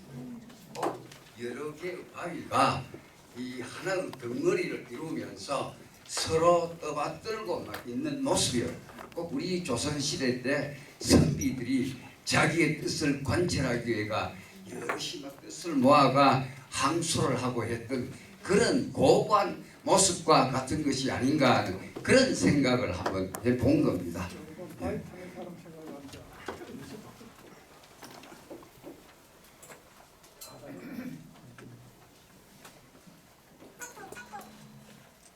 이거는 홍시하는 홍시. 어느 날 내가 홍시를 내가 그 시골에 가서 홍시를 겨울이 되는데 따지 않고 그게 있더라고요.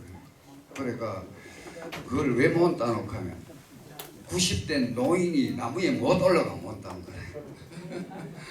그래서 그거 보니까 내가 막 따가웠어요. 내가 따면서 보니까 홍시의 색깔이 어디 노을을 볼 때의 느낌하고 비슷하더라고요. 이것을 겹치면은 이런 색깔이 나타난다. 그래서 쓴 것이 홍시라는 시입니다. 홍시. 그리움을 바탕으로 쓴 것이. 그 감꽃 참 예쁘지 감꽃. 이른 봄 시샘 바람 지나고 한여름 비바람 몰아쳐도 끝내 가슴에 불길 잠재우지 못한 마음 한점 누가 저 하늘 높이 박아두었나. 자, 이 시는 이다선 낭송가께서 낭송하시겠습니다. 이 다선 시는 요사이 저 유튜브 활동을 억수로 열심히 하고 있습니다. 예.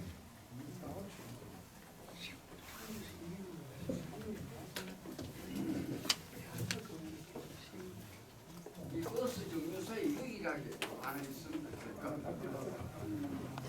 반갑습니다.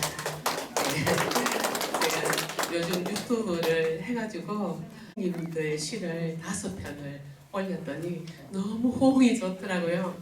네, 김정근 시인님 거를 올렸더니 버스 정류장에서 보셨다는 분들이 많이 계시고 여기저기서 시내에서 많이 보셨다고 하셨어요. 저는 이 시를 보면서 우리 김정근 시인님 첫사랑을 이 시 속에 숨겨놓으셨구나 그렇게 생각하면서 시를 음미했습니다.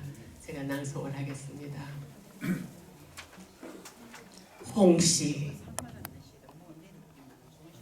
김종근. 노을로 타는 그리움 안으로 모아 누가 한 점 부호로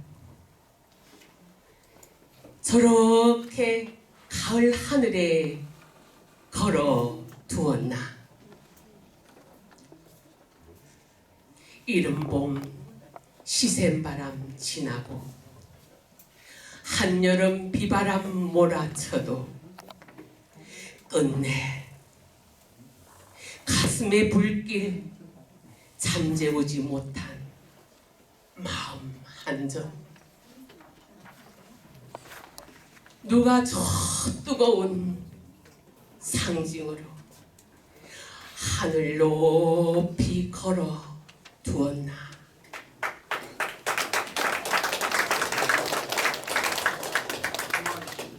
감사합니다.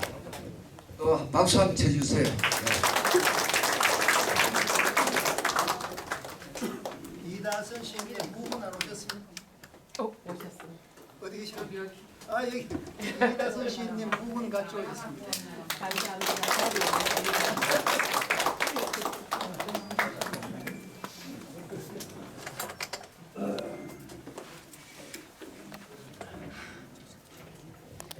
이거는 저 억새 이미지인데 초여름 참 초가을 억새 이미지. 초가을. 이거는 늦가을 초겨울 이미지. 초겨울 이미지. 자, 이걸 내가 우리 집에 가면 대진지라는 거 지금 옆에 집에서 한 1000보 정도 걸어가면 못이 있는데 그 뚝을 걸어가면 이 억새가 쫙 이랬어요. 나는 그 우리 집에 그 1000보만 또 걸어가면 그 산이 막 나와요. 그래서 내가 다른데 이사를 모아고 갔더니 집값이 보이면 똥값이 되고 있어요. 헌집이 돼가지고. 그래 이때 되면 바람이 불면 막 풀풀 날아가죠. 억새가. 그래서 이거는 저 범어공원에 있는 시판입니다. 억새꽃 범어공원에 보였습니다. 그래서 이거 그걸 보니까 아까 뒤에 그림을 보니까 뭔가 그리운 듯 뭐 흔들고 있다. 그런 생각이 들어요. 버리고 떠난 기다림 어쩌지 못해 달바이면 허옇게 사가버린 저 모습 숨기지 못한 채 그리운 듯 몸서기며 울고 있다. 꼭막 이 억새가 허연 억새가 바람에 흩날려가 날아가는 모습 어떤 사람은 장엄한 눈 같다고 얘기도 하고 뭐 그렇게 얘기하는데 때 아닌 가을에 무슨 눈발이 내리냐까 이렇게 시를 쓴 사람도 있는데 여기 보니까 그 어떤 뭔가 남아서 슬픔에 빠져 있는 그런 것을 형상화 한번 해본 것입니다.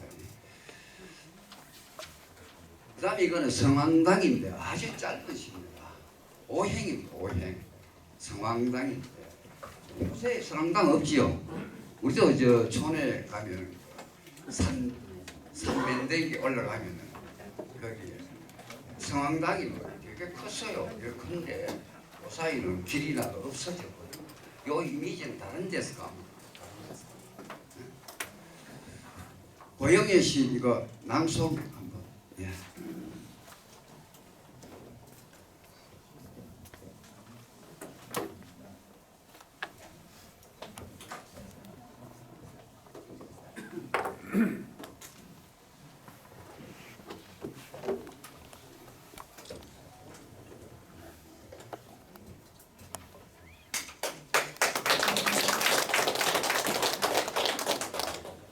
예, 저는 수성문협 회원이고요. 대구문협 회원이기도 합니다. 그래서 김종근 회장님께서 저한테 이 성황당이라는 시를 하나 읽어도 좋고 뭐 낭송해도 좋다는 그런 말씀을 해주셨어요. 그래서 제가 이 시를 보니까 고향이 여기 우리 어렸을 때 고향이 완전히 고향이 들어있고 굉장히 또 이게 기다림이라는 그 정서가 저한테 굉장히 촉촉하게 젖어들었습니다. 뿐만 아니라 달빛 된 그대 마음 조용히 내려서 돌을 푸고 돌 포근히 듣고 있었다는 이런 것들이 너무나 정말 마음을 달래주고 또 거기 기댈 수 있는 그런 시가 아닌가 이런 생각이 들어서 저는 이 시를 굉장히 좋아하게 되었습니다. 여러 선생님들께서도 짧은 거니까 한번 마음에 한번 새겨 보시면서 지금 고향으로 한번 돌아가셔서 고향이라는 것은 이 달빛도 그렇고 돌도 안 그렇습니까? 이 도시에도 돌이 많지만 시골인 돌은 너무나 많은 것을 시사하는 바가 있기 때문에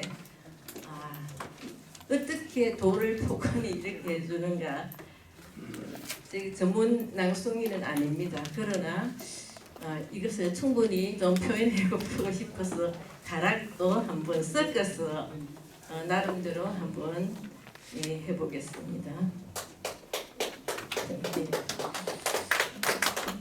감사합니다. 성황당 김종근 성황당 고객길 홀로 기다리다 표시처럼 돌 하나 놓고 왔더니 달빛된 그대 마음 조용히 내려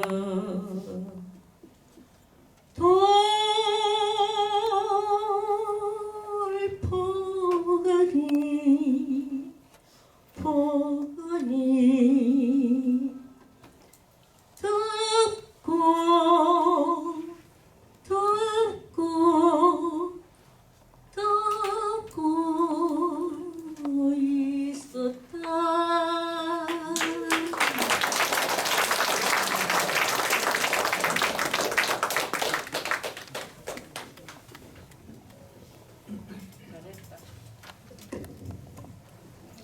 네, 감사합니다.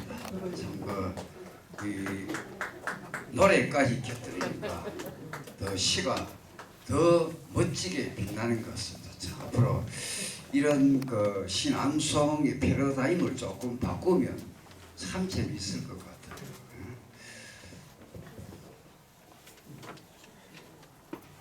이건 대청봉인데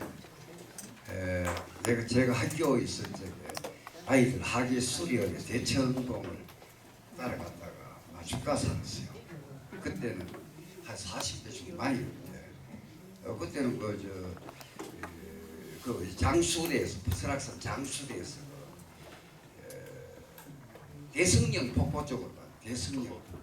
대승령 폭포가 우리나라에서 최고 긴 폭포입니다.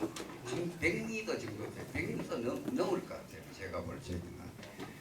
그 다음에 고개를 넘어오면 그 12선녀탕이 혹시 가보셨는지 모르겠어요. 젊을 때 그 가면은 그 웅덩이가 12개 있습니다. 웅덩이에 선녀들이 내려와서 목욕을 했다. 그 물도 억스럽게 깨끗해요.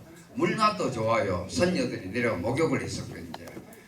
그래서 그때 장마철이랬는데 그 장마철에 그때는 뭐 등산화가 되게 귀했습니다. 처음 등산화사가 물 안 열라고 불어난 물을 막 뛰넘다가 무릎이 인대가 늘어져가지고 그래가 내려오면 어디냐면 용별입니다. 백담사에서 거기에서 그 하룻밤을 자고 그 다음에 잘 때 이제 거기서 내가 돌아와야 되는데 옆에서 자꾸 같이 가족회가 우리 치질 모여가지고 어디까지 가는가 중천까지 가버렸어. 중천 막 이 무릎 아픈 걸 끌면서 한쪽 다리를 내가 대청이고 얼마 남은데 그래가지고 또 거기 갔다가 또 일행들 어디로 가라고 하면 천불동 계곡을 내려온다. 그래서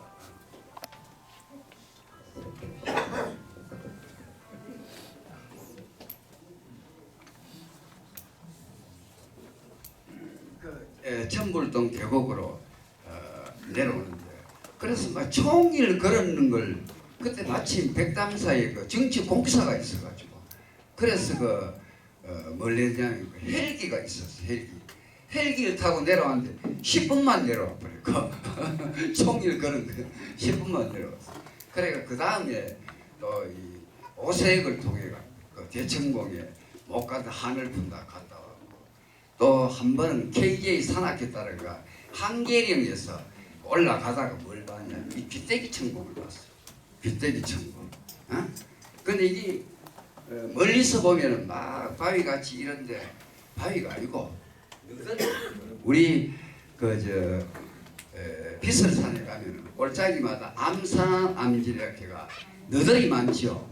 너덜이 보면 막 돌이 깨져가지고 골짜기 쭉인데 그걸 탑을 뭐 쏟기도 쌓기도 하고 이래서 여도면 그런 겁니다. 그래서 내가 너덜 빗대기 천공 못 가봤습니다. 대청봉만 여기에 3번 갔고 다른 지역에는 그걸로 해가 골짜기는 뭐 백담사로 많이 내려왔고 오색으로 내려왔고 뭐 이래 내려왔지. 그래서 그때 추억이 내 그 일상을 상상하는 시가 된다 했으니 그 추억이 담겨 있는 시입니다. 산에 왜 갑니까? 기분 좋으라고 하죠. 산에 가면 뭐 거기 가서 막걸리 한 잔 마시면 술 안 취하죠. 산에 가서 먹는 술은 안 취합니다. 안 취하고 주로 내려와가 하산주 먹는 게 취합니다. 폭탄 좀 막 먹고 뭐 이래가 집에 억지로 들어가고 종일 뺀 땀 도로국수를 다 채우고 집으로 돌아간다. 그래서 그때 쓴 시인데 대청봉 별빛 내 배낭 속으로 쏟아져 온다. 그 무게만큼 오히려 가벼워지는 내 일상의 무게들, 시름 한 점 들어려 염소자리 별 놓고, 짜증 한 점 떨어려 물병자리 별 놓고. 이 염소자리, 물병자리 이거는 새벽의 별자리, 새벽의 별자리니까 그거를 연상하면 됩니다. 그러니까 대구에서 시민회관 앞에 대구역 옆에 거기서 버스를 10시에 타면은 한계령에 언제 도착하면 4시 반쯤 되면 도착합니다. 4시 반 되가 도착을 해서 그때부터 산에 올라가서 대청봉 요 표지판이 있는데 딱 가면 12시. 거기서 도시락 먹고 백담사로 내려오면은 한 7시 정도 됩니다. 그래.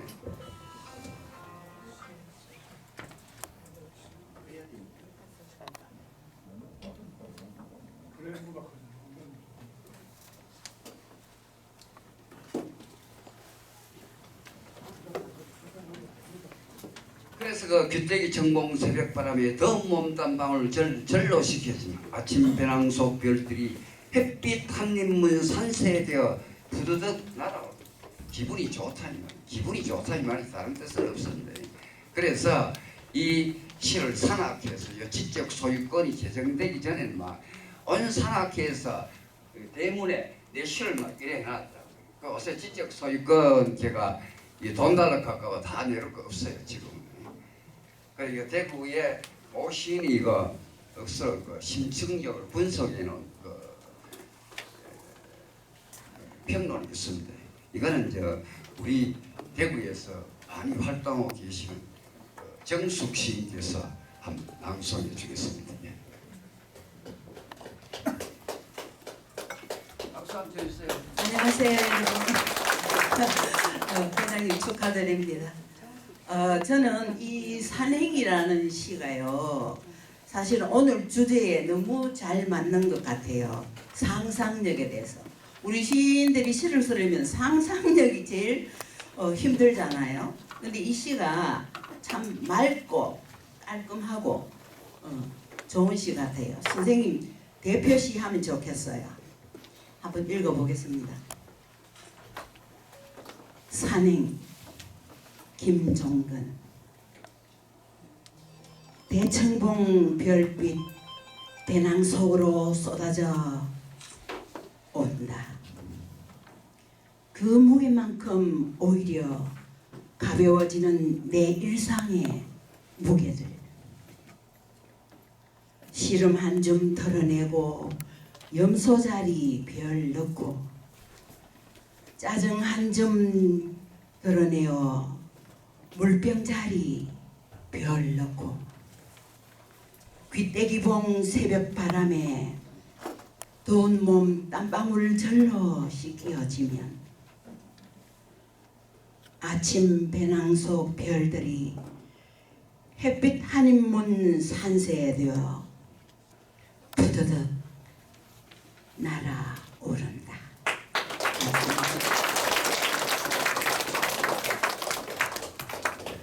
감사합니다. 역시 참 목소리에 연륜이 배기가 무게가 있습니다. 꼭 산에 올라가는 기분입니다. 예.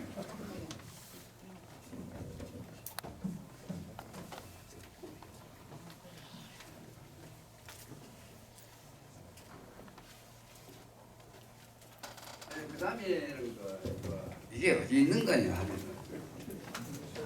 서산 용연이 마의 열의 삼전물이라고 백제의 미소, 아까 정읍사 하는 거 제가 아까 평상 나간 남편의 무사 기원을 기원하는 노래가 정읍사라고 얘기했습니다.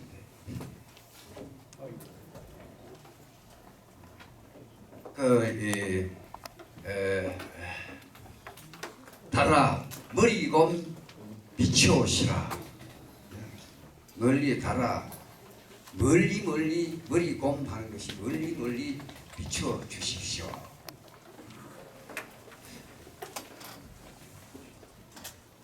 그다음에 그 두 구절이 생각이 안 나는데 뭐지요?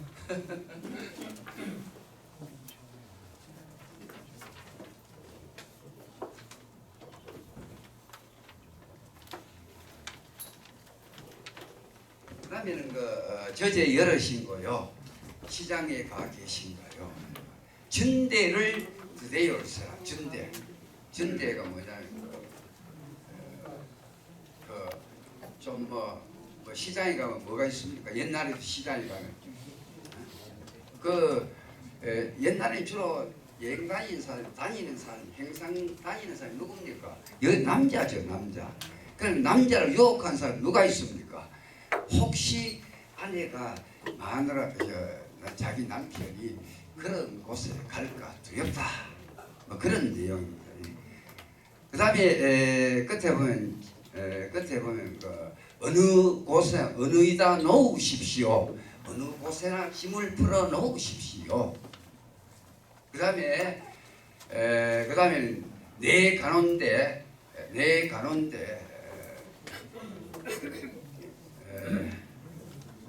기대열서라. 저물가 두렵다 이 말인데 저물가가 뭐냐면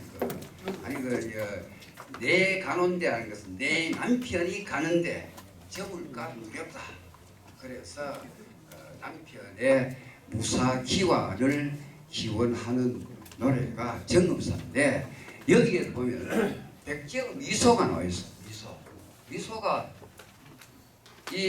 제가 옛날에 내가 한번 갔다 왔는데 이거 62년도에 문화재로 등재됐어. 우리 학교에 있을 때 선생님들하고 문화 기행을 거기 한번 갔다 왔어요. 갔다 오니까 그때는 요사이 같이 그때는 접근이 쉬웠어요. 근데 요사이는 가면은 함부로 못 들어갑니다. 문화해설사를 동반해야만 들어갈 수 있습니다. 여기 지금은. 그래 얼굴에 비치는 빛에 따라 아침이 다르고 정오가 다르고 저녁이 달라. 빛나는 것이죠. 그래서 백제의 미소랍니다. 백제의 미소. 오른쪽에 있는 보살입상은 서 있는 게 보살입상. 옛날에 이게 문화재로 지정되기 이전에는 일화를 이래 들어보면 이 남편이 있는데 첩을 좋아해가 저 둘이 막 좋다고 웃고 방가 사유상은 본처인데 성이 나가지고 고기를 옆으로 돌리고 있다 하면 이런 일화가 있어요. 거기에. 그런데 실제는 그런 것이 아니고 입산불사이고 이거는 방가 사유사이고 이렇습니다. 그때는 문화재로 지정되기 전에 사람들이 모르니까 산 중턱에 있는데 뭐 압니까, 그죠? 그 미소를 보니까 꼭 이 미소 이런 이미지가 생각이 알맞이고 이런 밝은 이미지가 생각 안 나.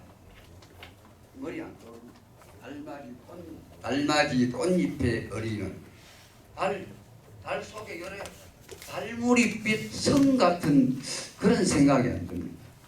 달무리 꽃잎에 어리는 달무리빛 성이라 할까? 요 웃는 것이 말입니다.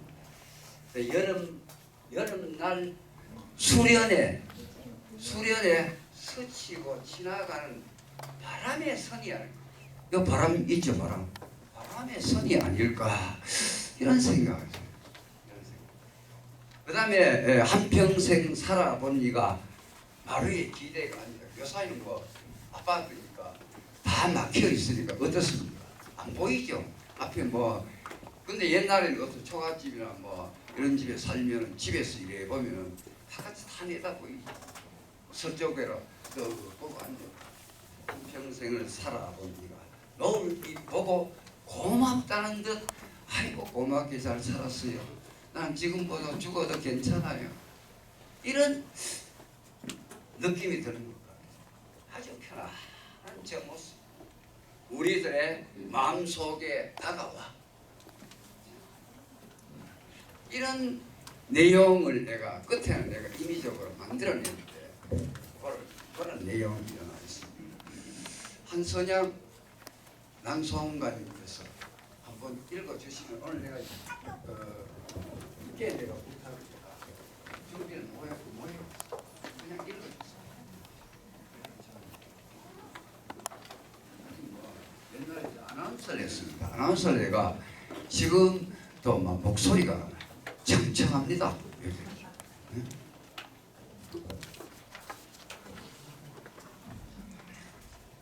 네, 안녕하십니까.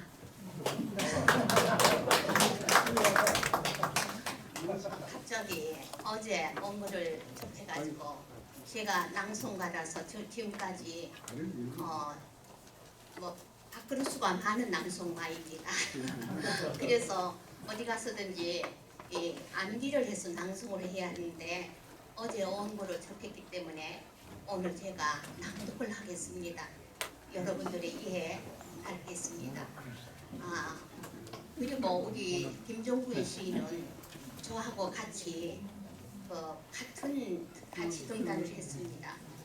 제가 먼저 했지만은 그래서 한 집안 식구 같고 그래 특별히 부탁을 하길래 오늘 제가 축하하는 의미에서 낭독을 하겠습니다.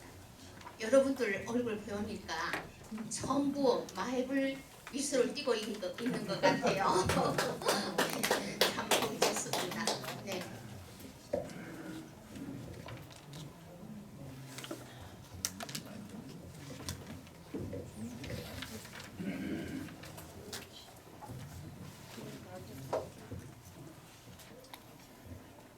마이블 미소 김종근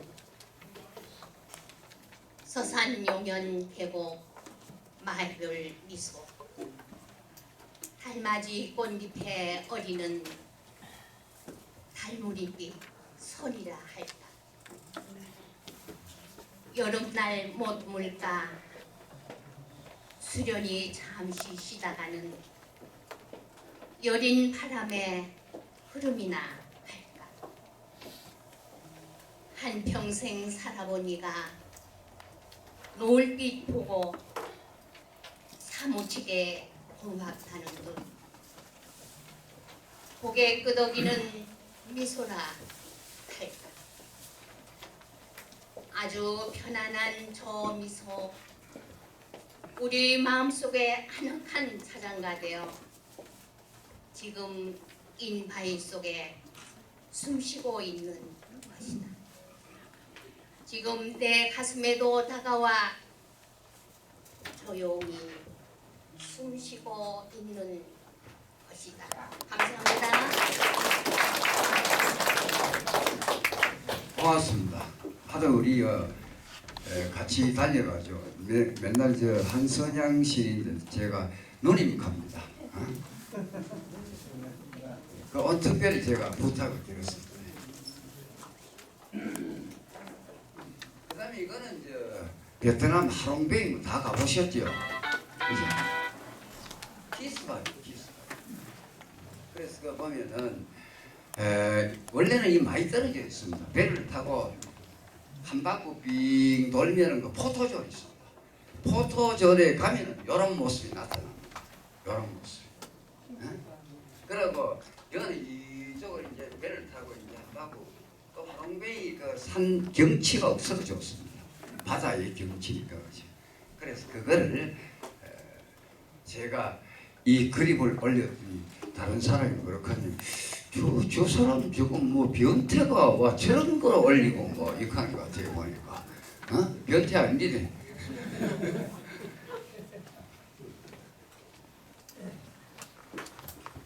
이지신 같습니까?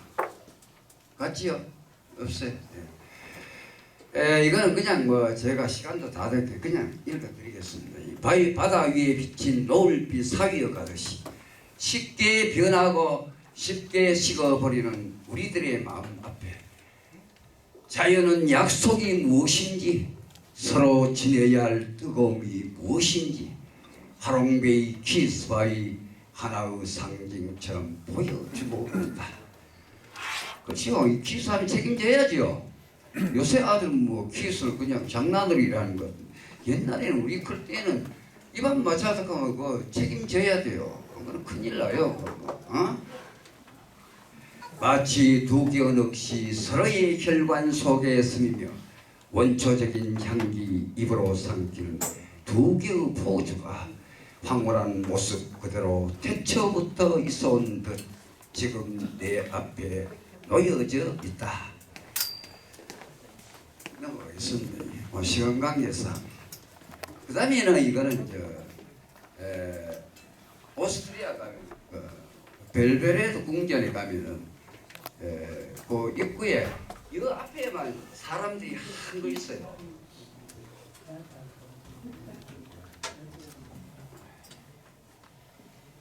이 앞에만 사람들이 한 거 있어요.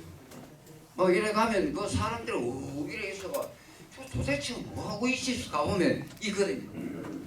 막 그거로 막 또 번쩍번쩍 막 이 빛이 납니다. 빛이 나. 그래서 그 클린트가 자기 애인 에밀리에를 안고 볼에 입맞춤하고 있어요. 기사 직전입니다. 아까 그 바위 맞죠? 그하고 똑같아요. 기사 직전이라고. 그 다음에 이제 클린트는 오스트리아 빈 근교의 작은 마을에서 금세공사의 아들이거든요. 그래서 자기 아버지가 세공사예요. 그래서 금으로 그림을 그리는 기술을 익혔던 것입니다. 그래서 이 남자 옷에는 보면 네모가 들어있고 여자 옷은 동그라미가 쳐져 있습니다. 그래서 클린트는 계란을 사용하는 템바어라 기법과 금박과 은박을 꿀이나 악교 등의 접착제를 붙이는 방법을 화려하면서도 장식적인 그림을 그렸다. 이 그림을 보고 이 동유럽 여행 갔다 와서 오래된 겁니다. 쓴 작품인데 몸속 뜨거운 영혼 서로 마주치면 아까 그거 했죠. 이게 뭐냐면 오로라입니다. 오로라. 이 북극에 가야 있는데 나는 못 가봤는데 어디 있냐면 수성못 빛 축제할 때 보니까 오로라 하면서 빨간색, 파란색, 노란색 그 사진 찍어 빛 축제 이 오로라라고 얘기합니다. 오로라. 그래서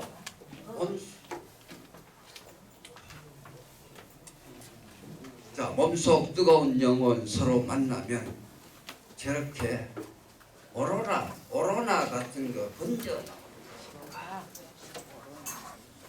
캄캄한 거리 사이에 두고 드디어 오래 떨어져 있던 그리움 드디어 하나로 마주치면 저렇게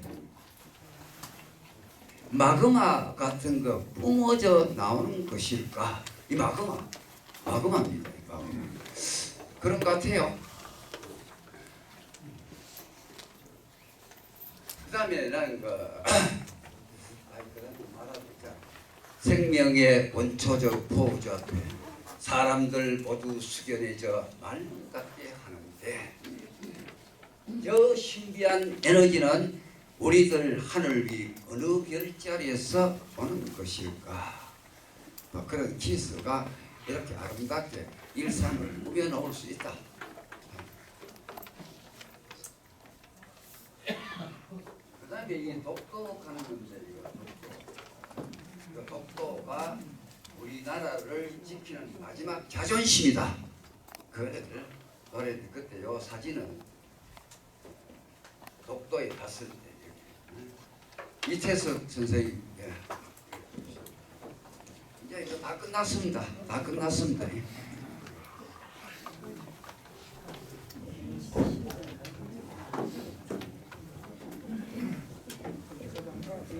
안녕하십니까, 이태석입니다. 제가 울릉도에 7년 반 살았기 때문에 독도는 4번 갔는데 입도는 3번밖에 못했습니다. 풍랑 하면은 제가 저반을 못해요. 작년 여름에 갔다 왔는데 갈 때마다 항상 독도는 멋있어요. 울릉도에서 배를 타면은 조금 가면은 아무것도 안 보입니다. 전부 바다 보이는데 한참 가다 보면은 독도가 저 멀리 나타납니다. 작년에 우리 김종근 회장님하고 같이 갔다 왔습니다. 독도에 대해서 한번 그냥 시를 읽겠습니다. 독도 김종근 무한의 시간 속에서 웅크려 지그시 견디고 있다. 불 밝히는 촛대처럼 묵묵한 코끼리 형상처럼 파도 속에서 삼형제 굴 바위혼 살아나 결의의 마지막 자존심인 듯 동해 바다 지키고 있다. 고맙습니다.